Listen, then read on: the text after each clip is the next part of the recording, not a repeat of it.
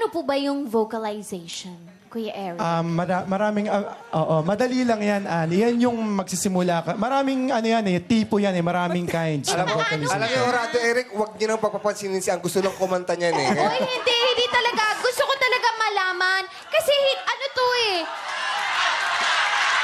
Hindi, seryoso, kumantang people. Kasi ano to eh, kumbaga parang free lesson, hindi lang para sa akin, pero para din sa lahat ng mga singers, mga kabataan na nanonood sa atin. Paano po ba yung tamang vocalization? Maraming maraming style yan. Like, pwede kang magsimula as... Pwedeng ganon. Pwede rin naman yung may ifa-follow ka na... Marami sa YouTube. Available yan, di ba, sa YouTube?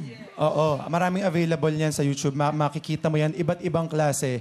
Like, ifa-follow mo siya, depende doon sa range mo. May meron para sa mga alto, meron para sa mga soprano. Eh, para maabot niya yung mababa, ano yung mga vocalization na kailangan gawin doon?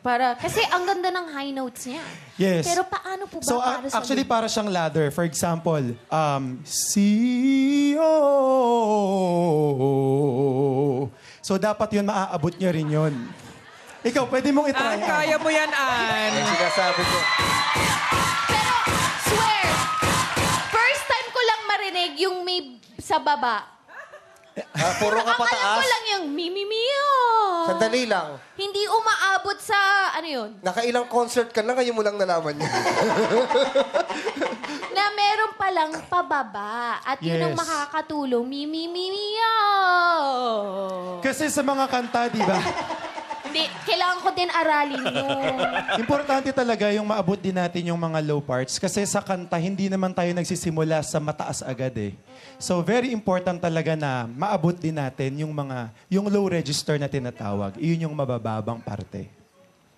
Thank you. alam Thank mo you, na, Chess. Thank you. Oo, kasi syempre, educational to para sa atin, mga singers, para malaman natin kung ano yung tama tindi. Kaya, I'm on the same boat as you. Maraming salamat sa ating coach / Jurado, Eric Santos.